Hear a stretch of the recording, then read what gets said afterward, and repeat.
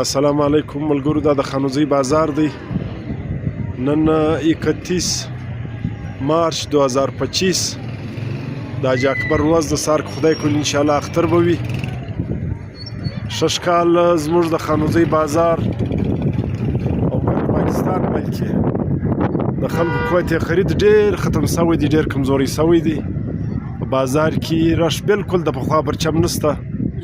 الله د زموږ علاقه آباد کړي، الله د خلکو ضرورتونه ورپوره کړي. نو زموږ علاقه ماشاءالله پوره امن ده او حالات نور ډېر نه دي خراب. ماشاءالله د خلکو تعلیم یافته خلک دلته ډېر دي. دا د خانوزئی بازار دی، دا زموږ علاقه ده.